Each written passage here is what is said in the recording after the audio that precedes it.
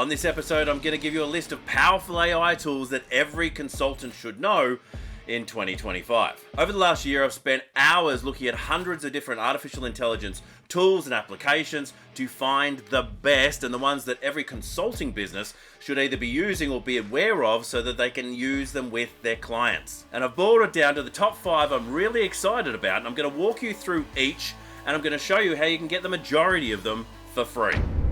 This is episode 113 of the Your Consulting Business podcast. My name is Russell Pearson, and if we've never met before, this might be a great time for you to subscribe so you can get more episodes just like this. The podcast is all about adding benefits to you in your consulting practice, and we'd love to have you as a subscriber to the show. Now, if you hang on to the end of the episode, not only am I going to talk about the tools, but I'm going to talk about the number one trick that I've learned over the last 12 months to help these tools do more than they're naturally capable of doing. And that's the thing that's been able to get a much more bang for my buck when I've been working with AI, and it's been the thing that's changed a lot of the artificial intelligence tools from being mediocre to being mind-blowing. Now, the first one I want to talk about is Sintra. Now, Sintra is one I got onto about 6 months ago, and it's been really game-changing for me because I've been able to use it to add an additional 12 virtual assistants to my business. The way Sintra works is it has a number of these assistants, which are basically ChatGPT style agents, which means that they are specific GPTs focused on an area of excellence. So whether that be a specialist in social media, copywriting, just virtual assistants itself, maybe finance. There are 12 different sectors within the business that they take care of. Now, what's cool about these things is you can add to the collective intelligence of the group. So you can say something and tell one of the agents to put this in the collective consciousness or into the broader understanding for the rest of the agents, and then they will start to know it about you. So you can tell them about this is the sort of style that we use for our branding. This is the way that we like to communicate. This is obviously our products and our services, and this is what we're aiming to do across the year. And it'll start to bring that information in to its decision-making, question asking, and task completion when it's actually doing things for you. Now, what's fun about it is it will actually ask you a bunch of tasks, so it'll be like needy employees at the start of things, but you don't have to keep answering their questions. You can actually make it much more about you and the specific tasks that you want it to do, and then push it to do those much further. I'll talk about how to push these AIs in a little bit, but Sintra is worth looking at if you haven't had a look at it. Some people are giving it a hard time because they think it's just a cutesy version of ChatGPT, but in my experience, I found it to be much better because of the focus of each of those agents. So the 5 tools I'm going to show you today are in all different areas of business, and you can bring them in multiple different ways. But the thing that's interesting about artificial intelligence, especially in the last year, is we've come a hell of a long way in 12 months. But only that in the last 6 months, the game has changed. And now I don't know if that's just because of the language programs behind the scenes and how they're advancing greatly, but it means that the existing software that we've had in the past, I'm saying within the last 2 years, has now actually advanced way out of what it used to be. So if you haven't checked out some of those older pieces of software, and some of you may have checked out ChatGPT in the early days and said, well, it's not really that useful, you may now want to get back onto it and see what it can do. But I'm not going to talk about ChatGPT today. Let's get on with the show. The second one I want to talk about is NotebookLM. Now, this is a Google tool and has been around for a little while, but what's magnificent about this one is it will read PDFs or notes of any sort and give you a summary, or you can actually do Q&A with the summary that it gives you. So you can ask it questions about it. Now, there was a program called PDF.ai, and I think there still is one that did this sort of interrogation of documents in the past.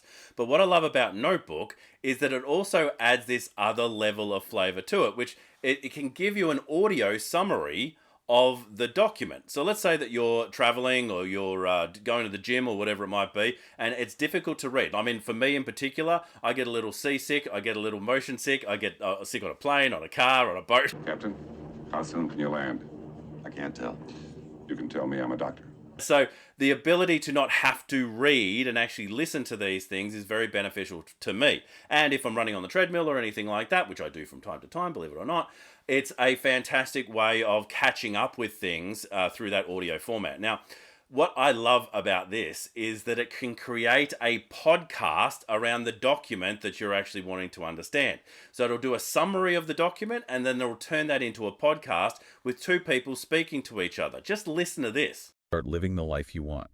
That's right. Yeah, Use that vision to fuel what you're doing now. I like that. Okay, so that's 5 down, 5 to go. All right. What's next? What's next? So, principle number 6 kind of challenges a common assumption about building a consulting business, Okay. which is the reliance on referrals. Now, that's a PDF that we made available for people to download. You can actually get that at russellpearsonprograms.com. But what's cool about it is I now have this podcast version of a PDF that I spent time doing, and it only took me moments for it to create that podcast for me. So, yes, it gives me some additional stuff that I can use for marketing, but putting that to the side, I find it most useful to actually use for my own education.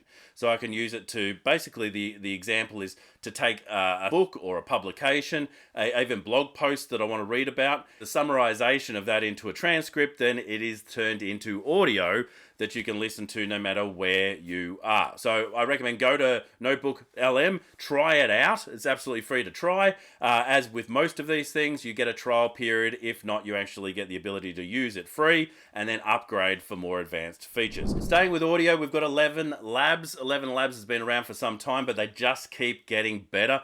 Originally, I used it for text-to-speech, so they would create artificial intelligent voices. Those voices keep getting better and better and better every single month. So I recommend if you had a look at ElevenLabs before, go back and have a look at it now. But what I love about it now in particular is that you can start training it on your own voice, which means that you can start giving it content. You start giving it audio recordings of the work that you've done in the past, and it can create a clone of your voice, which you can then use on transcripts. I can tell you the leaps that this has come forward in the last 12 months is showing you how fast this is improving and how much it's going to get better. There'll be a very, very short period of time before you cannot tell the difference between my voice right now and an artificial intelligence version of myself. And that's going to be potentially scary for a lot of people or potentially exciting for others. So get a hold of it, at least have a look at it, try it out so you know that it exists and what it can do. The next one is an oldie but a goodie, and one that a lot of people might not have expected to be on the list. It's ClaudeAI, and what I like about this one is it pretty much replicates the same sort of functionality as ChatGPT. There's some things I prefer in ChatGPT over Claude, but what Claude does very well is it does coding. Now, you might not be a coder. You don't have to be a coder when it comes to ClaudeAI. And what I mean by coder is I mean a person who writes code, PHP, HTML, CSS, for creating websites and web applications. So you can just tell Claude what you want and it will create a prototype that you can use. So it'll show you visually what it looks like and how it works. You can then take the code that Claude creates and you can put it into your own website. Just for a bit of fun, I trialed something that was just for a bit of a play thing. Can you create a quiz that has these type of answers and this type of response, and in a way that I can just put it into my website? It did that. I copied the code, I put it into an HTML widget on my website, it popped up, I saved it, it worked perfectly. Now, will it be complex applications? Well, it can be if you know the phrases to get it to do that, but the majority of people who are going to be using this are either going to be people who are coders and do know how to train it and telling it what to do, or those people who have absolutely no coding capabilities and they just want to add simple applications or simple pieces of functionality to their website. And if you don't already know about this might be one that you want to get for your clients or you want to make your clients aware of, because it's going to speed up their productivity if they're doing anything in the web space. And our final piece of software is Suno.ai. Now, Suno is something I was introduced to earlier in the year where I was running a conference and one of the attendees used the application to create a little blurb about the conference, and then it put it into the application and it turned it into a song.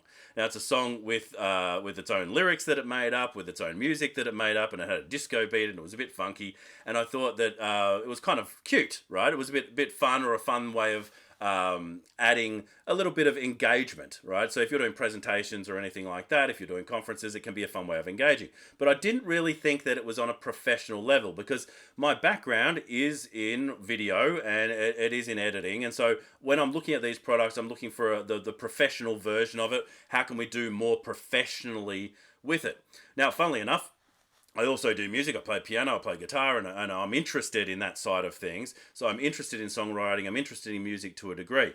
But the recent look at this software blew me away.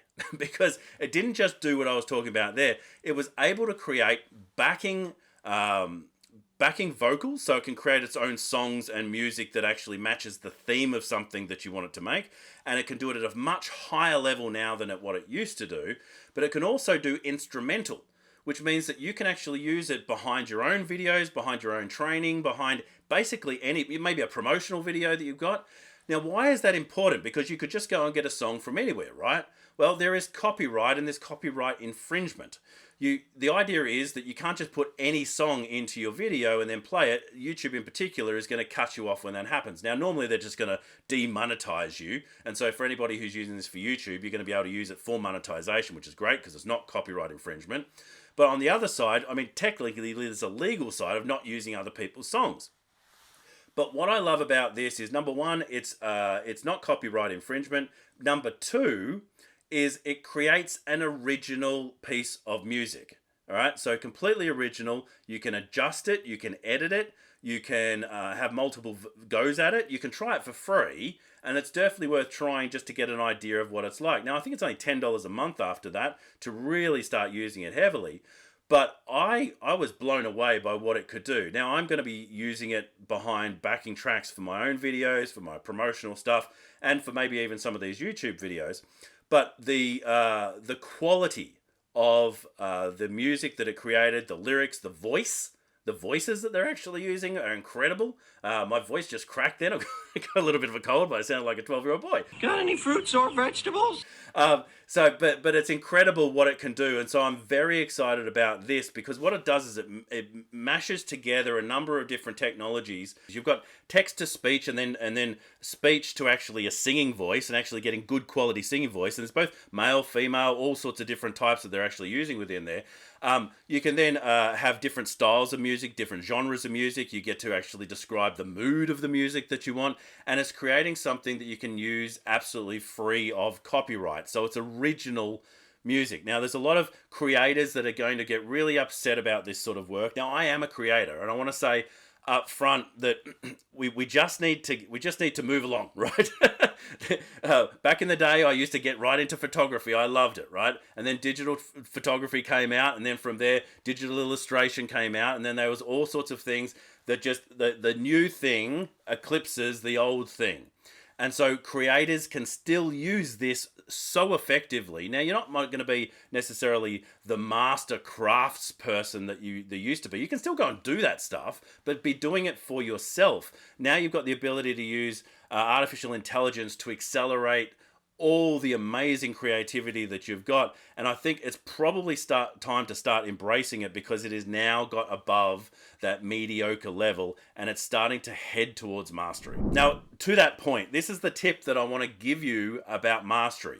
Most of the artificial intelligence tools that I've been working with have been mediocre. And what do I mean by that? Well, they have been the average employee doing the average job, and unfortunately, that's half of every employee out there, right? So the average means halfway, right? So everyone under there is performing worse than artificial intelligence. So people are gonna lose their jobs because of artificial intelligence. And not only that, the people who are using AI effectively, and if you're a consulting business, my advice is to get good at using this. You would use this tip that I'm about to give you, and you'll be able to accelerate your results. And so what I did is I was a little rough. I decided to be a little bit rough on the artificial intelligence. And I said, is this as good as you can do? Right? And he goes, no, I can do better. And it did better. And then I said, all right, let's look at it in my area of expertise. So I was looking at it in copywriting and marketing and marketing strategy into sales, all those sort of things. And I had it come up with some strategies. And I'm looking at it, I'm like, all right, this is intern level stuff. This is not great. And so I said, how come you're not thinking about these other things? And they go, because it already knows of them, because it knows about the history of information that it's got out there, in the metaverse, right? It can work out how to add that stuff in. And so it goes, well, you're right. I'm not using that, and I should. And so it started bringing in higher level theory, higher level strategy, higher level thinking and ideas, and suddenly it improved.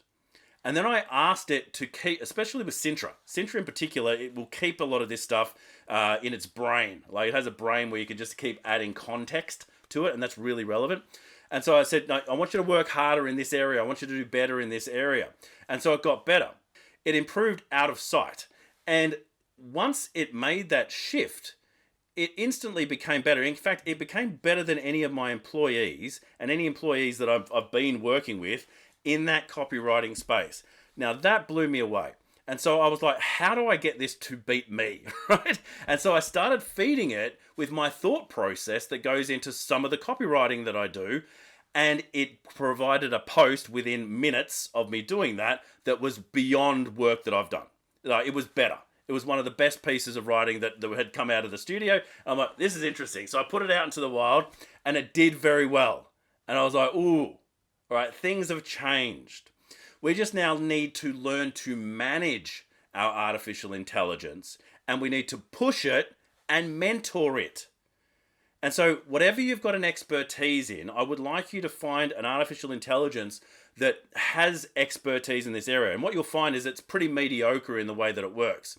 But if it's got a learning model, and all of them do, you should be able to interact with it to get it to improve. So it starts using your concepts, your thought process, and starts going even further than that. So once I got it above my level of thinking, I then asked it the question, what else am I not telling you? What else am I not asking?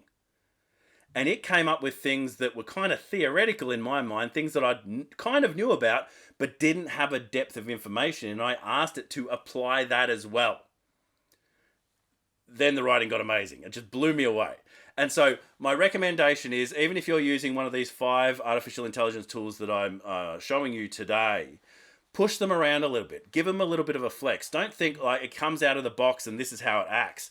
Push it around, see what it can do, see if you can get it to do better than you. And once you realize that it can, even now, you also realize that in a very short period of time, it's going to come out of the box with that level of expertise as well. And so now is the time for you and your consulting practice to start harnessing these expertise. And especially if you're in a business where it's difficult to replace you, finding yourself in a situation where now you've got 1, 2, maybe 3 virtual assistants who are keeping up with the level of expertise and the level of thought that you're actually working at when you're working to inform and advise and lead clients. If you haven't already, go to russellpearsonprograms.com. You can actually get the advisor guide, which is the one that I referenced when we were talking about the NotebookLM tool. And you can get that absolutely free now. If you haven't already subscribed, make sure you do for more episodes just like this. If you are not using artificial intelligence, let me say that now is the time for you to start. If you are deciding not to use it, that's absolutely fine, but you need to be heading to a retirement at this point, because if you are interested in advancing, if you are interested in improving, then understanding that this augmentation to thought, this augmentation to activity and action is going to move so much faster than we ever thought possible. Within the next 6 months, I think the landscape is going to completely change. Until next time, my name's Russell Pearson. This is episode 113 of the Your Consulting Business podcast. Stay passionate, and I'll catch you on the next one. Bye for now.